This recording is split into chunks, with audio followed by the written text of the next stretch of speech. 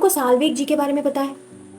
अरे जगन्नाथ जी का वो जो परम भक्त, जिनके खातिर जगन्नाथ जी ने अपना रथ को रोक दिया बीच रास्ते में एंड बोला कि उसे पहले लेके आओ।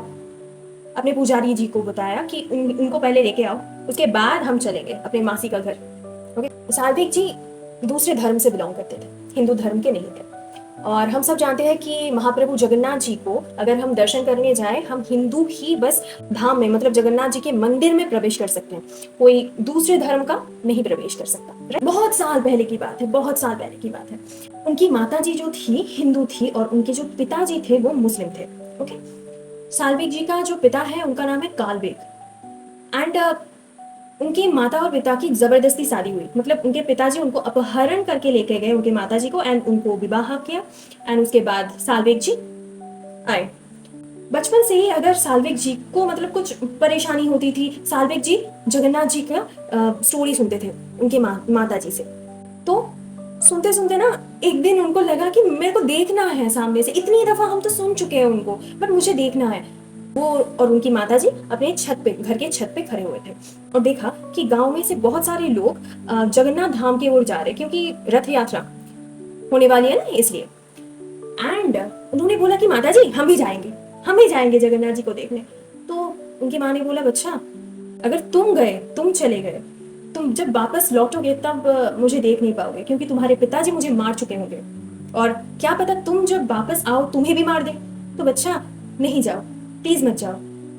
तो उन्होंने बोला, मुझे देखना है ना, मुझे तो देखना है जगन्नाथ जी को।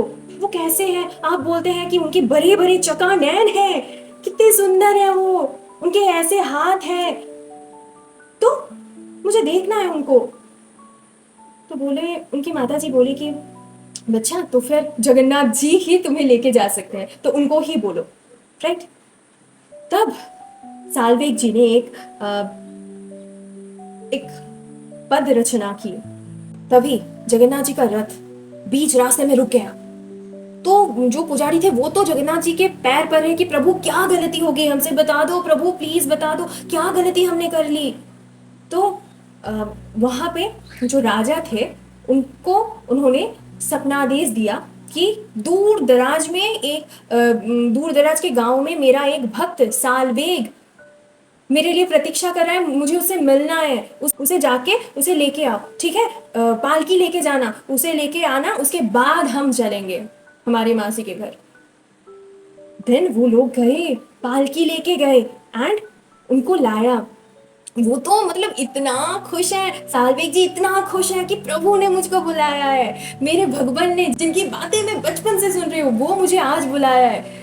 इतना खुश, अपने माँ को प्रणाम किया उन्होंने। उसके बाद वो चले जगन्नाथ जी की तरफ, इतना रो रहे हैं वो, रास्ते में रो रहे हैं कि कब आएगा, इतना खुश है कि प्रभु से मिल लेंगे अब।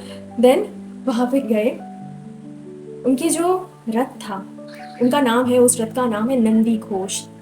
तो उन्होंने आरोहण करना स्टार्ट किया, एक एक स्टेप चल रहे हैं और पुजारी जन बोले कि मत चलो, आप काहे चल रहे हो, आप क्यों चल रहे हो? तो जगन्नाथ जी स्वयं बोल रहे, नहीं उसे आने दो, वो चले, मेरे पास आए, उसे मेरे से आलिंगन करवाओ, दंडवती करवाओ मेरे सामने। तो वो गए सामने, उनको दंडवत किया और कहते हैं कि वो जब दंडवत कर रहे थे भगवान जी को, तभी उन्होंने अपना शरीर छोड़ दिया, मतलब भगवान जी में मिलित हो गए, अपना सोल को भगवान जी में मिलित कर दिया। तो लोग कहते हैं अभी भी कि जहाँ पे उन्होंने अपना बॉडी को छोड़ा है उस जगह पे उनका एक समाधि है अभी भी। तो हर दफा जब रथ यात्रा होते हैं तब स्वयं जगन्नाथ जी अपना रथ को रोक देते हैं उनके सामने, उनके समाधि के सामने, और उनके जो पुजारी जन है ना उनकी ही पद को गाते हैं, उन्होंने जो पद रचना की है वो पद गाते हैं। देन उसके बाद वो अपने मासी के घर जाते हैं। जगन्नाथ जी इतना प्रेम करते हैं अपने भक्तों से, जगन्नाथ जी अपने भक्तों के लिए किसी भी हद तक जा सकते हैं, हर एक हद तोड़ सकते हैं।